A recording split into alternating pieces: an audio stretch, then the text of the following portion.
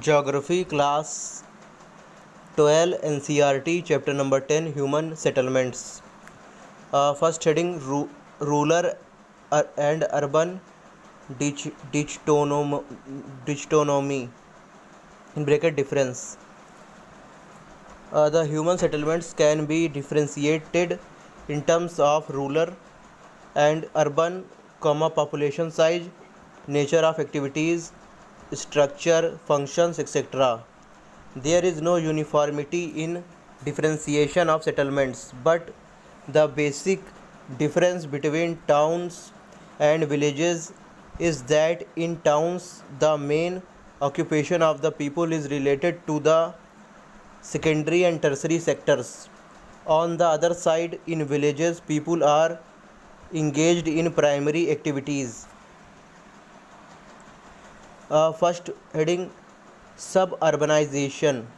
It is a new trend of people moving away from congested urban areas to cleaner areas outside the city in search of better quality of life. Second point, Census of India 1991. It defines urban settlements as places which have municipal corporation, cantonment board, notified town area committee and have a population of 5,000 persons and above, and where 75% of male workers are engaged in non-agricultural activities and density of population is at least 400 persons per square kilometer. Heading Types and Patterns of Settlements. Settlements can be classified into compact and dispersed by their shape, pattern and types. The major types classified by shape are as follows. First point, compact and nucleated settlements. In these settlements, large number of houses are built very close to each other and they develop along the river valleys and in fertile plains. There are close knit communities and people here share common occupations. Second point, dispersed settlements. In these settlements, houses are spaced far apart and often interspersed with fields such as a place of worship, a market that bind the settlement together. Heading Rural Settlements. These settlements are closely and directly related to land. They are dominated by primary activities like agriculture, fishing, animal husbandry, etc. The factors affecting the location of settlements are as follows. First point, water supply. Rural settlements are located near water bodies such as rivers, lakes and springs, as water is needed for irrigation, fishing, navigation and drinking. Second point, land. Fertile land suitable for agriculture are places of human settlement like villages in rolling countryside in Europe, avoiding swampy areas. Low-lying river valleys and coastal plains suited for wet rice cultivation in Southeast Asia. Third point, upland. Dry points like uplands, terraces, leaves that are not prone to folding are places of settlements in tropical countries. People build their houses on slits near marshy lands to protect themselves from food, insects and animal pests. Next point, building materials. Settlements are made in those places where building materials are available like cave dwellings in China, mud bricks houses in Africa, savanna and igloos with ice blocks in polar regions. Next point, defense. Places that form good defensive site are developed as settlements like defensive hills, Iceland, etc. In India, forts were built on hills. Next point, planned settlements. Planned settlements are constructed by government by providing shelter, water and other infrastructure on acquired lands. Example, canal colonies in Indira Gandhi Canal Command Area in India. Heading rural settlement patterns. This refers to the way way the houses are sited in relation to each other. The surrounding topography, terrain influence the shape. They are classified as follows. First, on the basis of setting the main type of plain and size of village: plain villages, plateau villages, coastal villages, forest villages, desert villages, etc. Second, on the basis of functions: there may be farming villages, fishermen villages, lumberjack villages, pastoral villages, etc. Third, on the basis of forms, oblique shapes of the settlement, the villages are developed in geometrical forms and shapes such as: first, linear pattern. The houses are located along the road, railway line, river, canal, edge of a valley, along a levee. Second point, rectangular pattern. The settlements are located in plain areas or in a wide intermonate valleys. The roads are rectangular and cut each other at right angles. Third point, circular pattern. The settlements develop around lakes, tanks, and central part remains open for keeping the animals to protect them from wild animals. Next point, star-like pattern. These settlements develop where several roads converge and the houses are built along the roads. Heading: T-shaped, Y-shaped, cross-shaped or cruciform settlements. The T-shaped settlements develop at tri-junctions. Y-shaped settlements emerge where two roads converge on the third and houses are built along these roads. Cruciform settlements develop on the crossroads and houses extend in all the four directions. Double village: these settlements extend on both sides of a river where there is a bridge or a ferry. Heading: Problems of rural settlements. First point, rural settlements in developing countries are large in numbers and have poor infrastructure. There is inadequate supply of water in these settlements. Second point, water-borne disease like cholera, jaundice, etc. are a common problem. There is lack of irrigation facilities, problem of drought and food in rural settlements. Inadequate sanitation facility, toilet and garbage disposal facilities cause health related problems.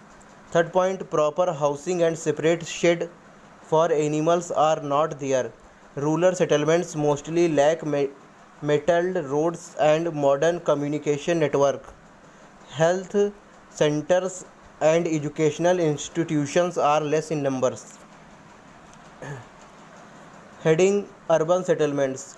There had been a rapid growth of urban settlements around the world. The first city to reach a population of 1 million was London in AD 1810. At present, 48% of the world population live in cities. 48% of world population live in cities. Heading: Classification of urban settlements. Heading: Common basis of classifications are: first, population size. It refers to the lower limit of the population for a settlement to be designated as urban. It is not universal and varies from country to country. In Colombia, a settlement having population of 1500 is termed as urban in Argentina and Portugal. It is 2000, 2500 in USA and Thailand, 5000 in India, 30,000 in Japan, 250 in Denmark, Sweden and Finland, 300 in Iceland and 1000 in Canada and Venezuela. Next point, occupational structure.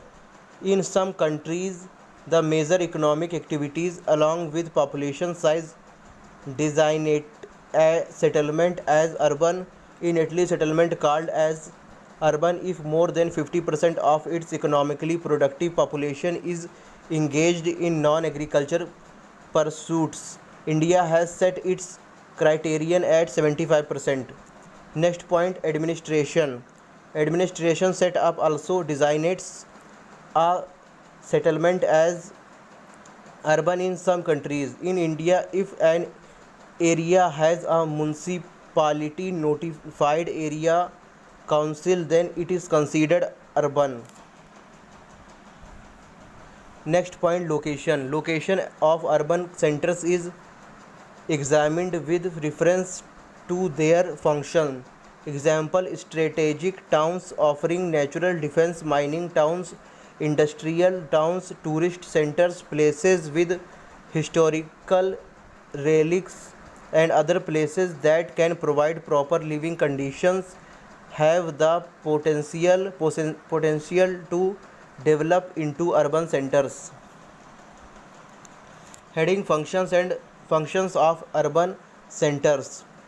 On the basis of the functions, the urban settlements are classified into the following. First, administrative towns. National capitals having administrative offices like New Delhi, Canberra, London, Beijing, etc. are called administrative towns. Provincial (subnational) towns can also have administrative functions. Example, Victoria British Columbia Albany New York, etc. Next point, trading and commercial town. Trading and commercial towns. Agriculture market towns like Winnipeg, banking and financial centers like Frankfurt, large inland centers like Manchester, transport nodes like Lahore, Baghdad or Agra are important trading centers. Next point, cultural towns. Pilgrimage places like Jerusalem, Varanasi, Jagannath Puri, etc. are considered cultural towns. Other centers like health and recreation Miami, industrial Pittsburgh and Jamshedpur mining, quarrying Dhanbad and transport Singapore and Mughal Sarai are also urban settlements. Heading, classification of towns on the basis of forms. Urban settlements can be linear, square, star or crescent shaped. Cities in developed countries are planned, while in developing countries have evolved historically with irregular shapes. Chandigarh and Canberra are planned cities, while smaller towns in India have evolved historically from walled cities to large urban sprawl. Next point, Addis Ababa, established in 1878. It is capital of Ethiopia and is located in hill valley topography.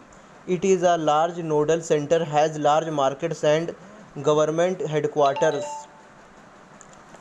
The city has witnessed rapid growth and expansion in all directions. Next point, Canberra. Established in 1912, it is the capital of Australia. It is a garden city with wide open spaces, parks, and gardens. Initially, it was built to accommodate 25,000 people, but now it has expanded to accommodate many satellite towns. Heading types of urban settlements, problems of urban settlements. Heading types of urban settlements, problems of urban settlements. Okay.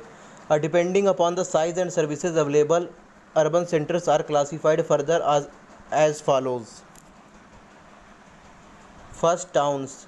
These can be well understood with reference to village specific functions such as manufacturing, retail, and wholesale trade and professional services exist in towns. Next, city. They are larger than towns, have greater numbers of economic functions, tend to have transport terminals, major financial institution, and administrative offices. In the word of Louis Mumford, the city is in fact the physical form of the highest and most complex type of associative life. Next point, conurbation. The term conurbation was coined by Patrick Geddes in 1915.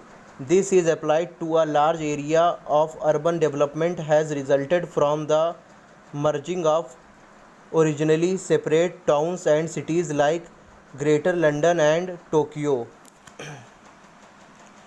Next point, megalopolis.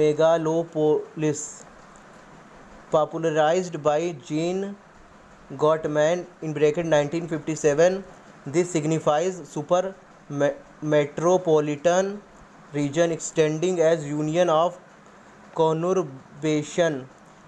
Example, urban landscape stretching from Boston to Washington. Next point, million city. It refers to a city whose population reaches more than 1 million. Example, London reaches million mark in 1800, followed by Paris in 1850. And by 1950 there was around 80 such cities.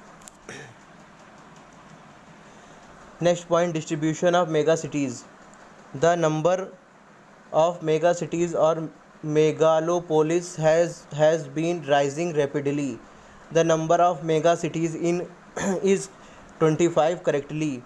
At present, the number of million cities in Europe is 58, 206 in Asia, 79 in North and Central America, 43 in South America, 46 in Africa, 6 in Australia. There are also inadequate in its infrastructure such as electricity, sewage disposal, health and education facilities.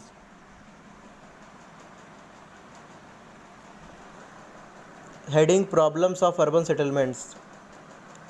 In developing countries, urban settlements suffer from unsustainable concentration of population, congested housing, lack of drinking water, poor infrastructure, no proper sewage disposal, health and education facilities, vertical expansion and growth of slums. Most of the cities in developing countries suffer from such unplanned growth. They are: first point, economic problems. The decreasing employment opportunities in rural areas push the unskilled and semi-skilled labor force to migrate to urban areas, which is already saturated. Next point, socio-cultural problems. Cities in developing countries suffer from several social ills: lack of financial resources, fail to create adequate social infrastructure, lack of employment and education, tends to aggravate the crime rates. Male selective migration to the urban areas distorts the sex ratio in these cities. Next point, environmental problems. Urban settlements in developing countries suffer from improper sewage system, massive use of fuel that causes air pollution, lack of clean drinking water, dumping of untreated wastes, and huge concrete structures that aggravate the environmental problems. Heading healthy city. The World Health Organization suggests that a healthy city should have clean and safe environment, meet the basic needs of all his inhabitants, involve the community in local government, and provide easily accessible health service. Next heading, urban strategy. The United Nations Development Programme outlines the urban strategy that aims to increase shelter for urban poor, provision of basic services like primary health care, drinking water, education, sanitation, government facilities, upgrading energy use, alternatives transport system, and reducing air pollution. Here chapter number 10 is completed. Thank you.